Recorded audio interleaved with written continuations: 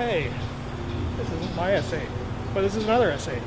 It's getting an O1E swap just like mine. This is Howard's S8, and he happens to be doing a O1E swap at the same time. So there we are. There's O1E in there. You remember before, as you can see, there's so much more room. We're just getting it ready to mate up. So, and that's pretty much, I think the last things he's got to do is he's just on final assembly. So this car is also an 03 Avis Silver with oxblood interior, but it's not Avis Silver anymore. It's been wrapped Nardo Gray. But so we'll have two originally Avis with the oxblood interior 6-speed cars here in Seattle. So once we both get them done, we're going to do a photo shoot together. But we're here at the shop, which is an awesome car storage facility where you can rent, storage space here. You can have membership. You don't even have to store your car here, but if you have membership, you get access to the lifts. They have a excellent restaurant inside, fab shop. They got a wash bay over there. Really cool place. So I'm going to help Howard with this, and hopefully we'll get that all mated up and his car will be in the home stretch. All right, I am installing the pedal cage for good now. Couple tips. I didn't do this for removal. It would probably have made it easier, but you certainly want to do this for when you go to install it. And that's this wiper. So you got a couple disconnect points, and you have to remove this upper trim that has the washers. You can just kind of disconnect it and push it up out of the way. And with a little finagling, you can get the driver's side to kind of disconnect. Well, actually, I guess that's the whole wiper assembly. You can get it off of these arms and then slide it over, and then that gets you room to you got the top bolt up here, and way down there you got the bottom outside bolt.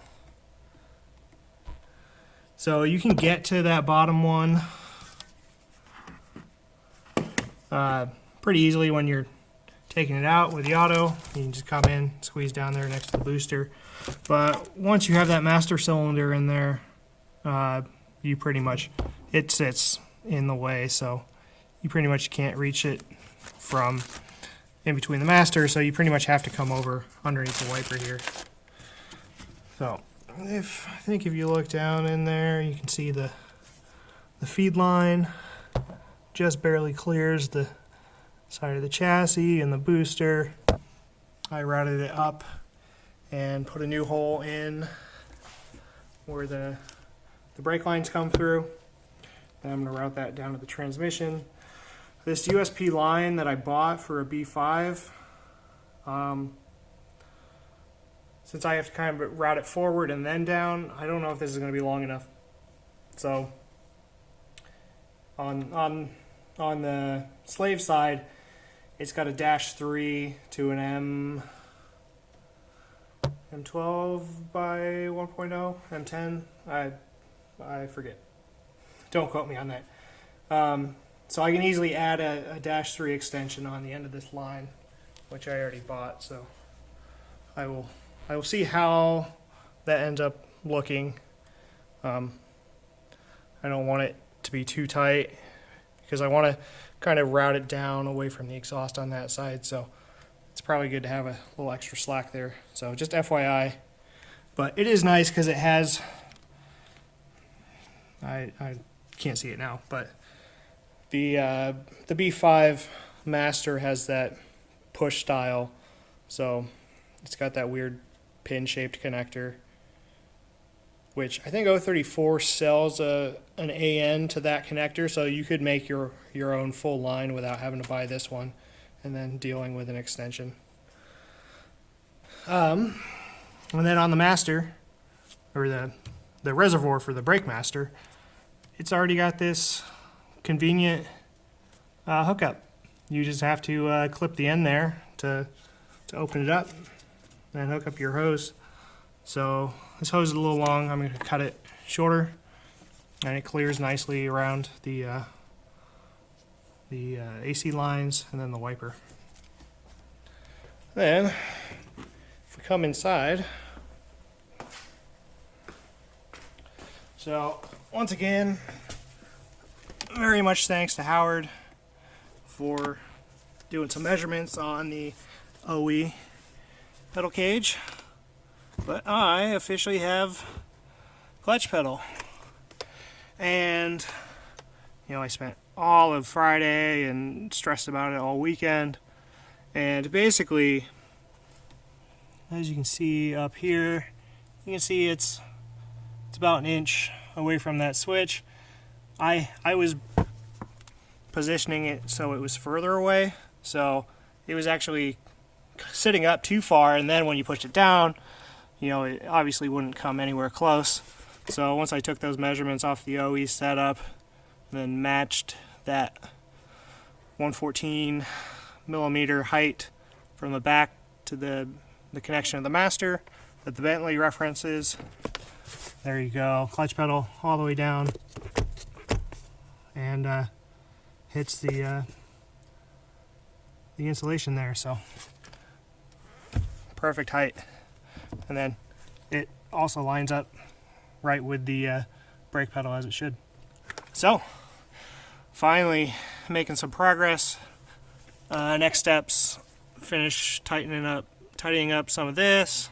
I gotta put the gas pedal back on, but before I do that, so what I did here is, this is the ignition lockout cable. I just cut it just because it's kind of a pain to undo and route out, but it's connected up here into the ignition, so I need to pull these covers off and disconnect that, and then I can start pulling out the auto shifter there. Alright, a little update on the interior. I got the Tiptronic shifter box out. So if you follow the Audi pages tutorial for like the trim and the transmission, hopefully this isn't too dark, you'll know you have a couple screws to remove on the side, on each side, after you get the side panels off.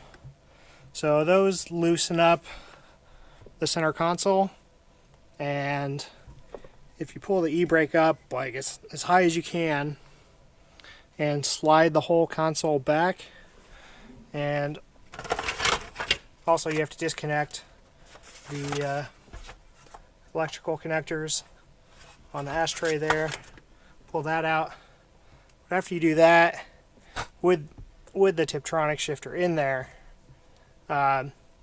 you slide that back to where the let's call them wingtips.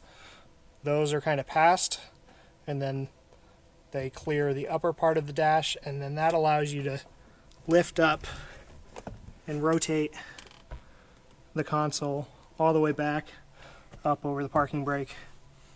You can actually leave these rear seat heater connectors hooked up, and that gets out of the way, and you got the 4 screws that kind of hold the whole Tiptronic shifter in there. Once you lift that up out of the way, you can start disconnecting.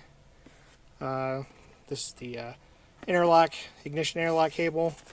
This just pulls out, and then on the bottom there's a couple clips to undo the shift selector, and then you can just shove that whole thing down through the hole. So we are ready to start working on the linkage. Have to extend it first before we put it in here, but that's probably gonna be next thing. All right, Tuesday. So now I am going to start working on shift linkage.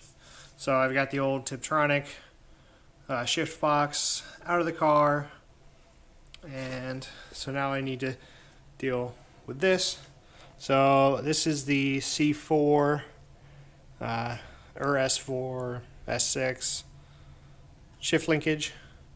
So this came out of a 5-speed O1E, but The 5 and 6 are linkage is exactly the same. So this this side bolts in to the D2 chassis.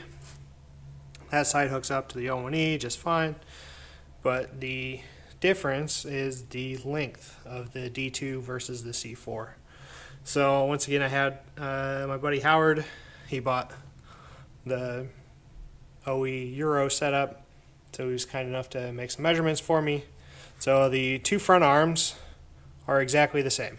So, well, exactly the same length as a Euro setup. So all the length difference is in the rear. So comparing these measurements to his, it comes out that the rear needs to be extended 2 inches. And even though this is silver and this is black, it's a magnet. So we know all of these are steel and not aluminum. I was a little worried, you know, I'd have to break out. I'm not very good at aluminum welding, so this being steel is much easier. So I think my going forward plan is to extend it pretty much right at these two straight parts. So this shift linkage, I believe, was uninstalled from a C4 without undoing everything. So this should have the angles set right. So what I'm going to do is I'm going to put some marks. I'm going to scribe things in here, so when I go to, after I cut this and weld an extension, I can get the rotation right. So hopefully I can minimize the amount of adjustment I have to do in car. I can just adjust the length and not have to deal with the rotation. Because when this gets all messed up, it can be a huge pain to get everything shifting right. And it pretty much requires 2 people to do, 1 person sitting in the car, 1 person underneath. Another thing that I believe other people have mentioned, and I'll verify, but this shifter cage from the C4, apparently these 2 ears will interfere with the trim, and I might need to chop them off, but I'm going to double check that. And once again, to go along with this, got the 034 short shifter, so I will install that in here. So first up, chop and weld, make this baby longer.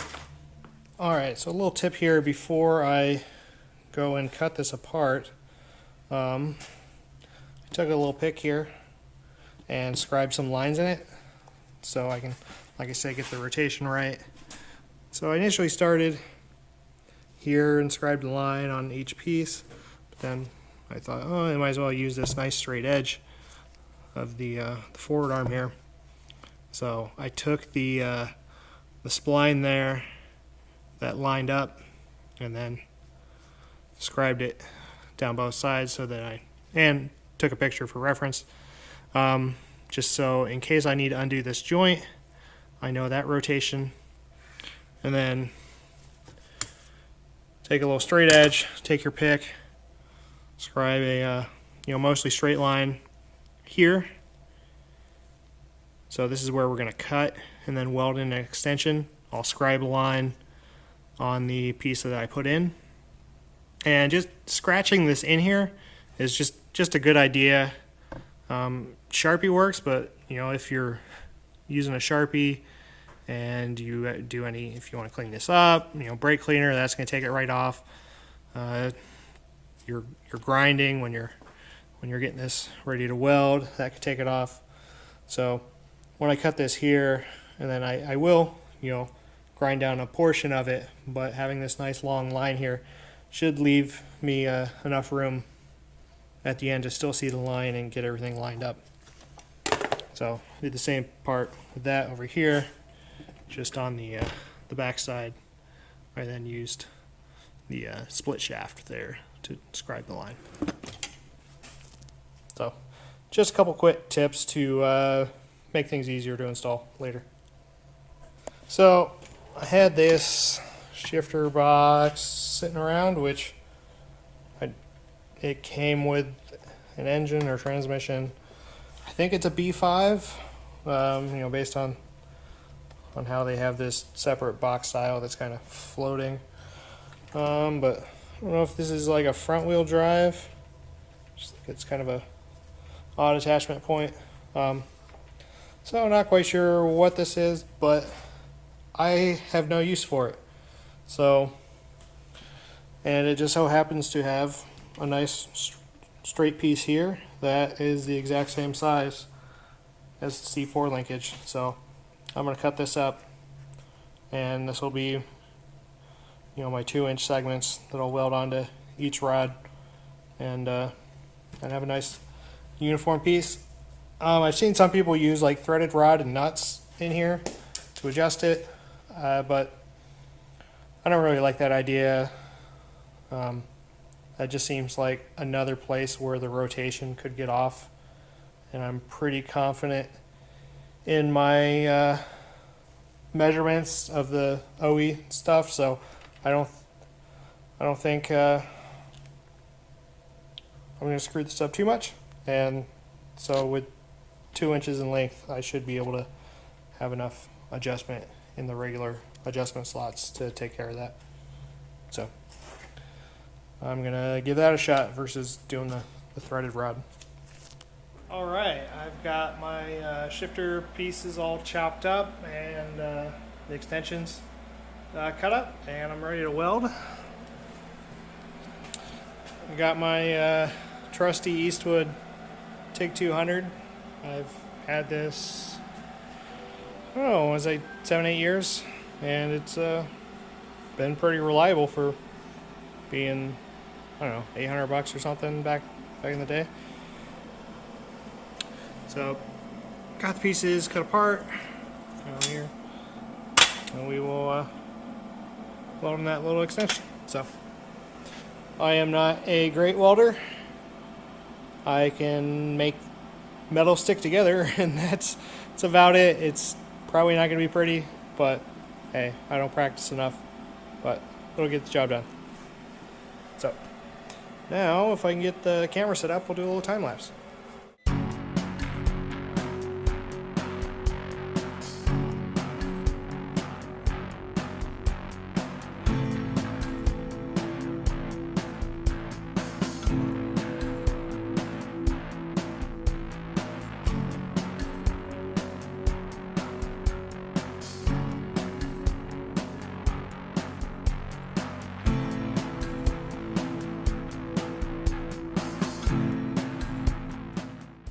Alright, welding complete. Like I said, they sure aren't pretty, but whatever, they do the job. So 2 inches longer or so.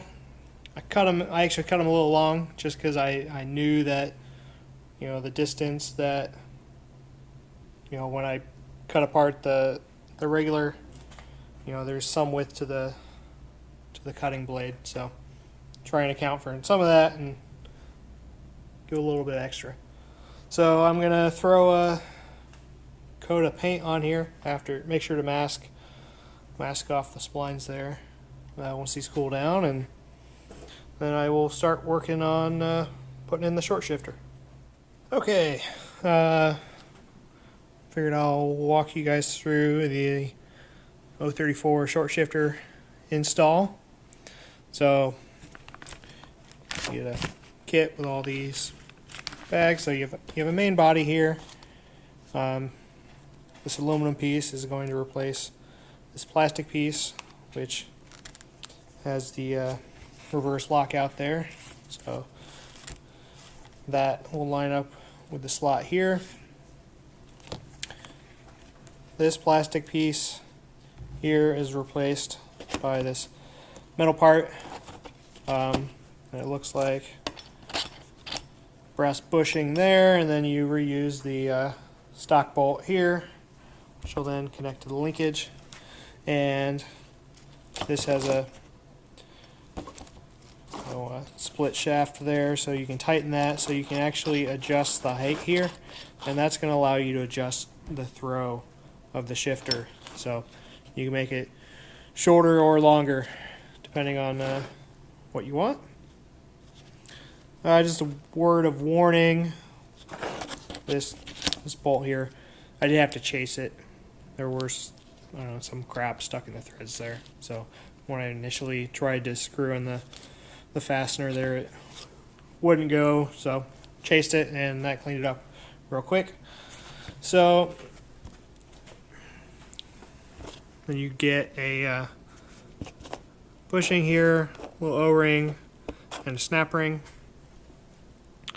So I believe those will, and then the spring here. So I'll have to verify, but I think all of those will, the spring will slide down into here, and those parts are going to take up the top part, and then you have your bushing here. So this center ball will go into the bottom there, and then this outer cage will replace the original plastic here. So to disassemble the stock shifter, you got a snap ring there, you pull off, that'll get the top off, and then there's 1, 2, 3 little pieces of the sheet metal bent over.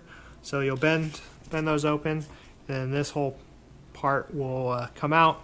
And then if it's like some of the other Audi shifters, there'll be like a rubber ring around it that then holds these two halves, and you'll once you kind of loosen that, you'll be able to pop that ball out. So let me grab some tools and start disassembling, and I will bring you back here in a second. Alright, so I bent those tabs back just a little bit. That frees up this top plate,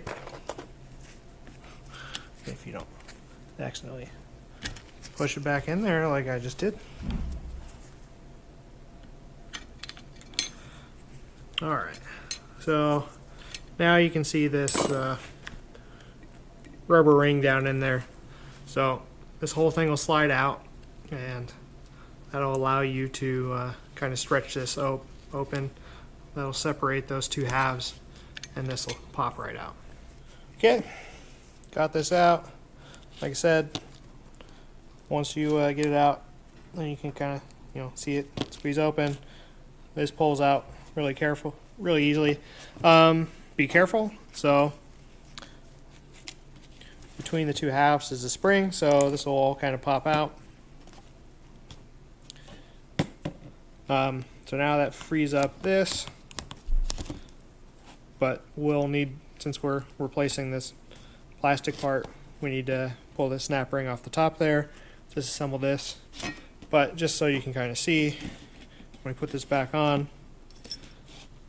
we'll reuse that spring and then use the new bottom ball that's provided. And I actually looked at 034's instructions. I will put those in the video. So this little O-ring actually goes on the bottom of here, and it's going to actually go in between the little trumpet like piece here. It's going to go in between there and the bottom of the new aluminum piece. So if you're doing this, definitely read their instructions and don't just take my word for it, because I might miss something as I'm assembling this and I forget to detail it in the video. So I'm going to definitely be referencing those directions, but I just want to kind of explain how this all comes apart, because there's not a lot of photos in the instructions. So I'm going to remove this snap ring and work on disassembling that top part. Alright, midway through the assembly here. So I got rid of the old half shells, put the new ones in there. White lithium grease. So this seems to be the recommended lubrication from what the internet tells me. White lithium seems to do a good job of lubricating and not break down the plastic bushings. So I read some other things where some other lubricants, such as moly grease or something, can cause premature wear on these. So lube inside of there. So the shaft gets assembled. So on the end of here, I don't know if you can see it, is that O-ring, and that O-ring is just kind of provides a buffer so you don't get some NVH there. So you can slide the O-ring over the trumpet lip there. And then slide the aluminum housing onto the shift rod. Once again, had some deburring issues, but it kind of deburred itself over the slot for the snap ring. So I just had to clean out that slot. And then you add the green spring that they provide. Put the bushing on there. You know, make sure it sits inside of the spring, and then a new snap ring on the end.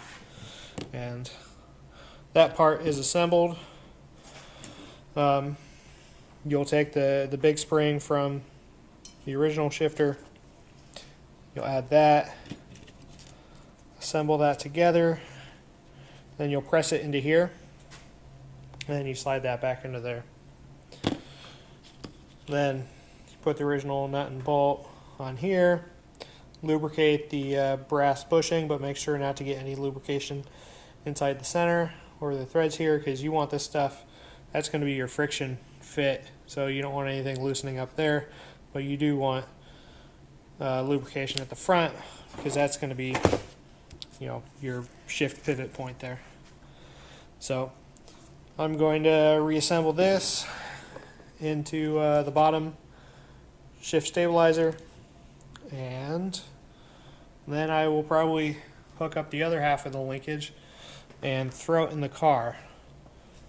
Don't forget to put the boot on there, and then we'll double check this, because I think I was looking at Howard's shift linkage and it had these upper tabs. I don't know if they're slightly different on the D2 versus C4, so I'm going to check to make sure that these interfere or not with the shift console. And then also you got the bottom bracket that's actually going to mount to the chassis. So that's what's up next. Okay, one little fact that somebody pointed out to me a while ago that I wanted to pay attention to is something that I think is often overlooked on these when you don't use the Euro linkage, if you use the C4 stuff. So with the auto, there's this little boot that covers the linkage hole into the tunnel. So this is just a cable, so it has that. On the C4, you have this red thing, has, you know, a hole for the stabilizer bar and a hole for the linkage. Now, if we look closely, these are slightly different diameters. So, got this piece cut out of the auto one, and it seems to size up pretty nicely. You know, makes it a little bit shorter, but the black should seal nicely against the tunnel, and then still provide adequate sealing from anything getting in between the two seals. So now to go make sure this fits in the car. Alright, so working on the shifter base here. So I think you can see down in there, so we've got 4 holes there. Those all line up. So these little ears here are what people had said need to come off. I'm not sure those do. Those don't interfere with anything. In fact, it's probably more these little aluminum ears that interfere more. Those are actually hitting up against the pad. So if we look at shifter housing, so these little black tabs, those attach to the trim here.